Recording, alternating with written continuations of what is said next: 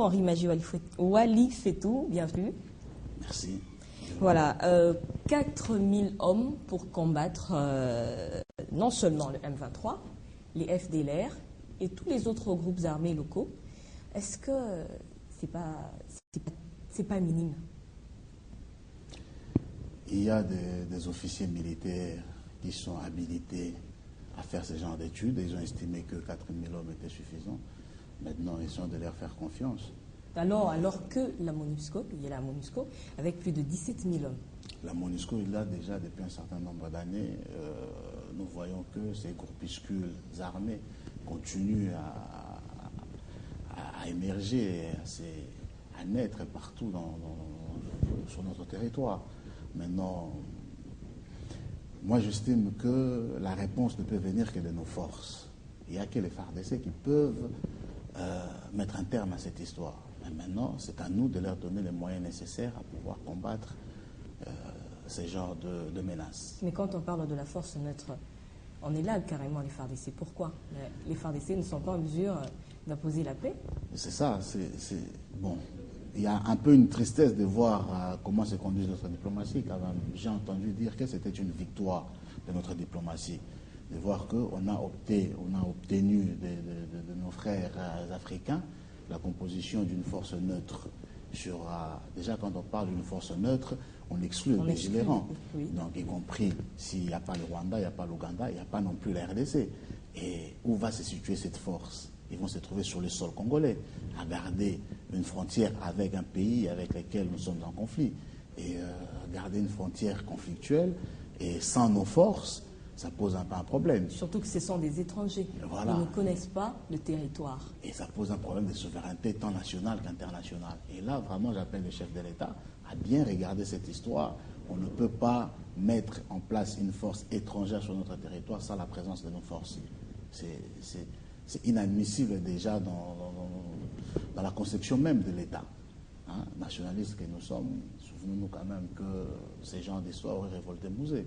Hein, donc, moi, je suis révolté de savoir qu'une frontière de la République démocratique du Congo va être gardée sans... Et d'ailleurs, ils ne seront même plus aux frontières, comme l'avait dit Toumba Luaba, le secrétaire exécutif de la CIRGL. Ils seront à l'intérieur. 4 secteurs, Béni, Walikale, Massissi. Pourquoi? Comment expliquer cela? À l'intérieur du pays et non aux frontières. Jusqu'à présent, il y a sur cette histoire des zones d'ombre qu'on n'en parle pas. Les débats est encore assez frileux.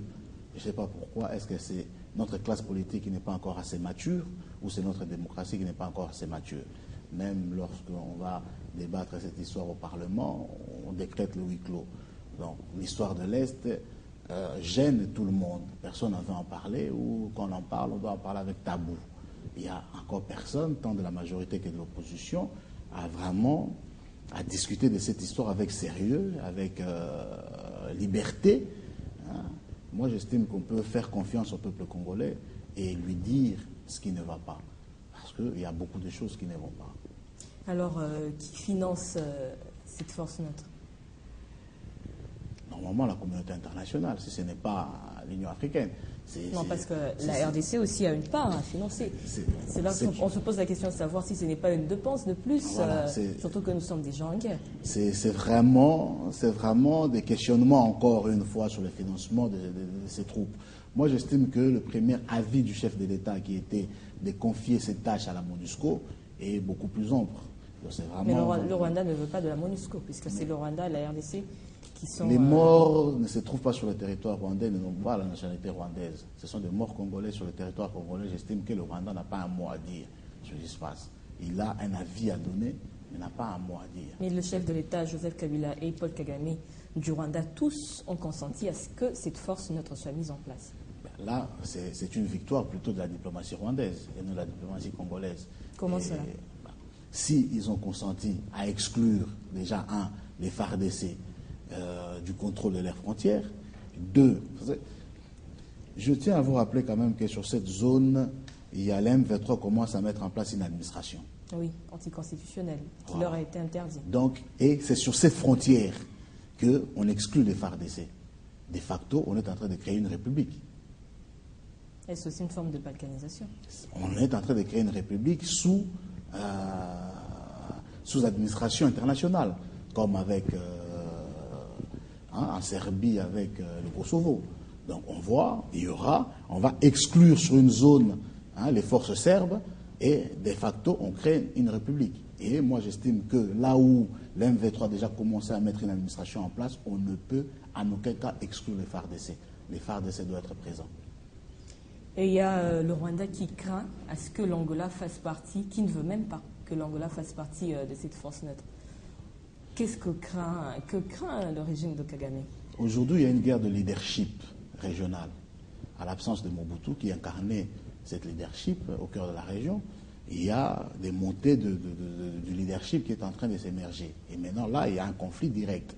Il y a un conflit de leadership entre Paul Kagame et José Eduardo Santos. Et on sait que José Eduardo Santos a plus de potentialité à incarner ce leadership régional. Et Kagame a affronté, l'armée rwandaise a eu à affronter l'armée angolaise dans les territoires RD congolais il y a pas encore longtemps, il y a encore moins de 10 ans. Donc, et que le Rwanda ne veut plus, aujourd'hui, le Rwanda c'est quand même devenu une puissance et économique et militaire. Il ne faut pas se voiler la face.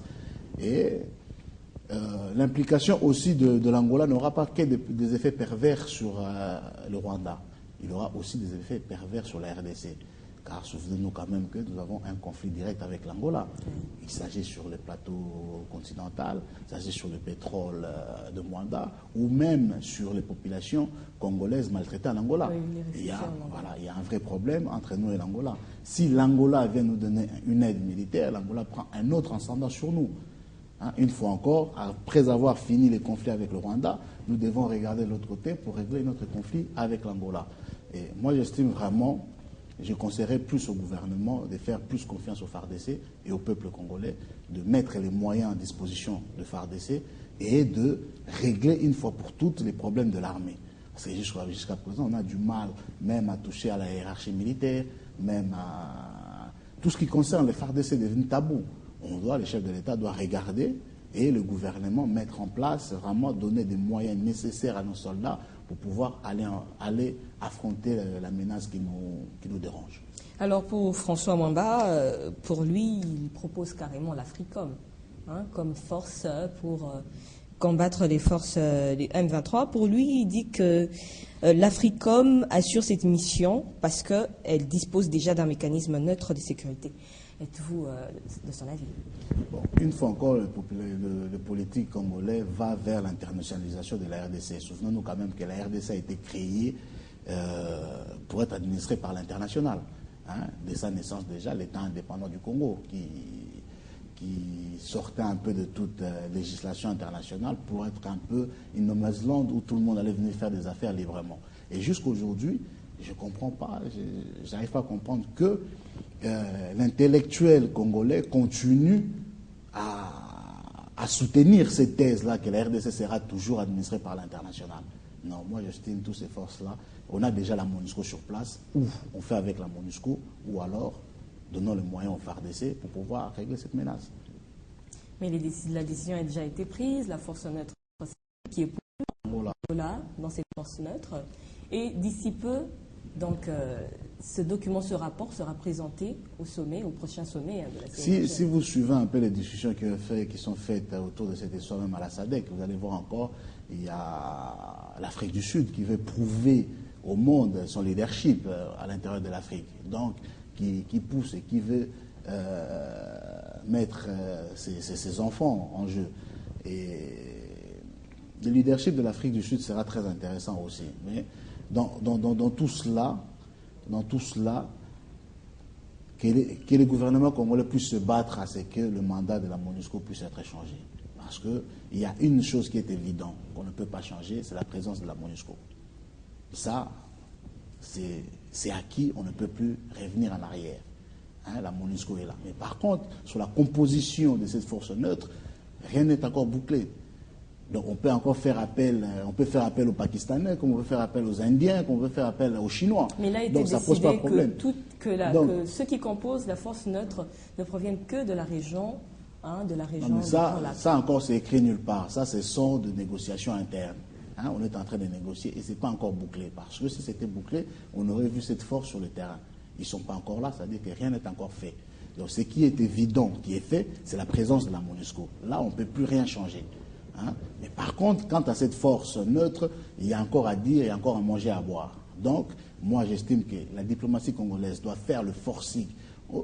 Jusqu'aujourd'hui, notre diplomatie a du mal à utiliser les lobbies. Les lobbying, jusqu'aujourd'hui. C'est parce que les gens sont frileux à dépenser. Parce qu'on sait que les lobbies coûtent cher et que le gouvernement congolais est un peu frileux à dépenser. Il doit savoir que dépenser maintenant, c'est économiser en amont. Donc, il doit faire appel au lobbying de manière à ce que le mandat de la MONUSCO puisse être changé. Moi, je soutiens vraiment sur cet avis-là le chef de l'État à 100% qui voulait voir le mandat de la MONUSCO être modifié de manière à ce que la MONUSCO puisse avoir les compétences nécessaires à être utilisée comme cette force neutre. Donc, moi, je soutiens vraiment cette idée. Quant à créer une nouvelle force, je ne suis pas de cet avis, mais si on doit faire avec, bon, faisons avec. Là, dans ce cas-là, on doit un peu emmerder le Rwanda et accepter l'Angola.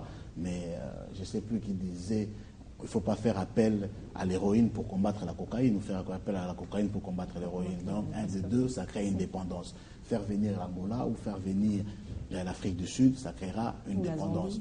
Rappelons-nous quand même nos alliés les plus franches qui étaient les Zimbabwe, les dégâts qu'ils ont laissés dans les Kasaï. Si vous faites encore un tour dans les Kasaï, les gens sont encore frileux de la présence zimbabwéenne.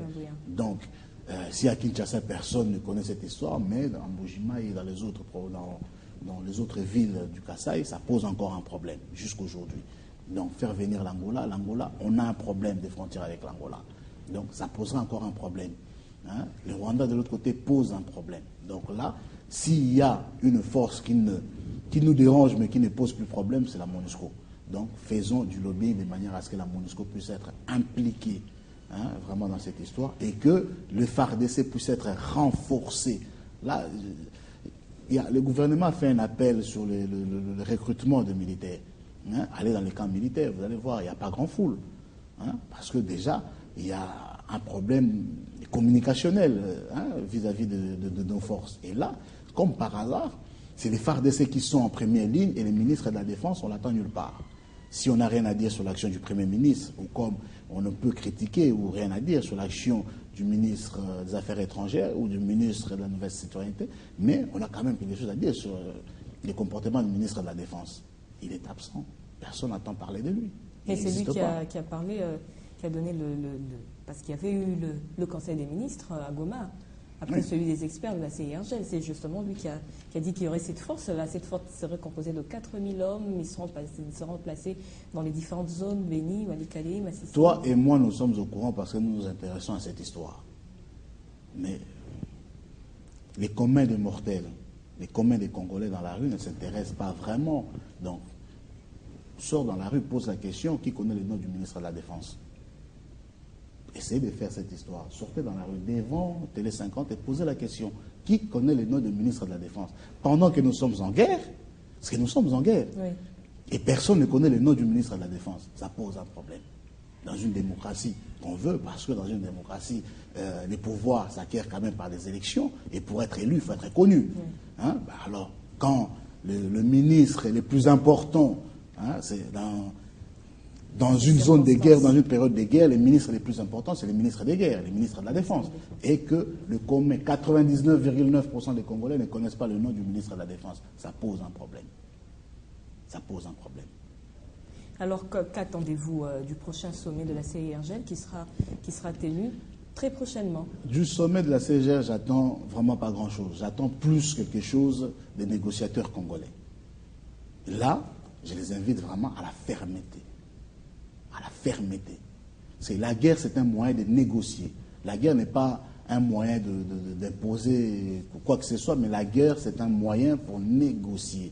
Le Rwanda fait la guerre ou soutient les M23 pour pouvoir être en mesure de négocier en étant en mesure de force, d'imposer quelque chose pendant les négociations à la RDC. Et c'est ce qui se passe. C'est ce qui se passe. Donc, utilisons la guerre pour pouvoir négocier avec le Rwanda. Parce qu'on a